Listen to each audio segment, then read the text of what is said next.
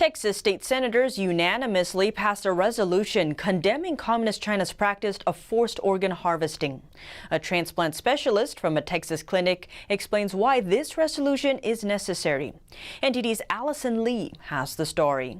We need to get this out there and we need to stop this practice. Texas Dr. Howard Mansour is one of the witnesses who testified before state senators about forced organ harvesting in China. 10 years ago, he had a patient who had liver cancer, but multiple transplant centers in Texas turned him down because his chance of survival was too low. The patient then went to China, saying he has some connections there. At that time, I had no idea what was going on in China and how these organs were being harvested, and neither did he. At least he didn't express any idea that this was going on. He just wanted to live. He ended up going over and getting the transplant. The patient came back to the U.S. but still died of cancer 8 months later. Since then, Mansour learned about the Chinese Communist regime's practice of forcibly extracting organs from living prisoners of conscience. He now says he would have warned the patient about it had he known about it back then. He says he believes desperation drove that patient to unknowingly be part of the horrific practice. We all like to think we're moral individuals, but when we're faced with death, we'll try anything, and we really have to protect our people from going over and doing this, and we really have to punish the people that are participating in this. The doctor explains, while organ donors are traceable in the U.S., in China the authorities don't reveal the patients where those organs come from.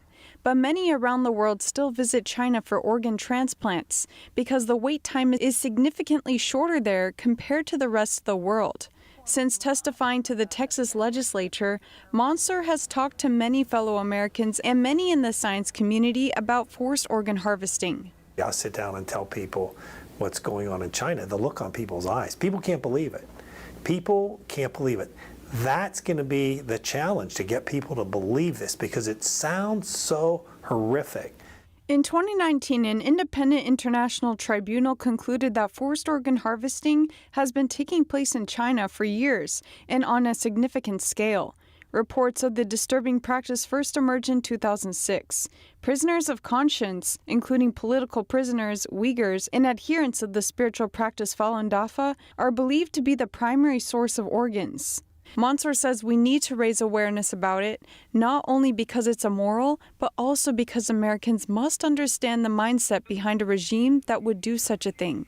That says more than just the fact of transplant. That says what this government really is that would do something like this. And that is, to me, having an understanding of what they are, there's obviously no morals there.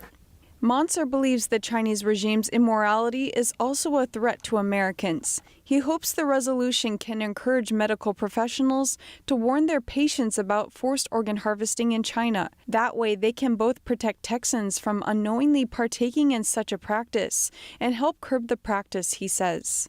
Allison Lee, NTD News.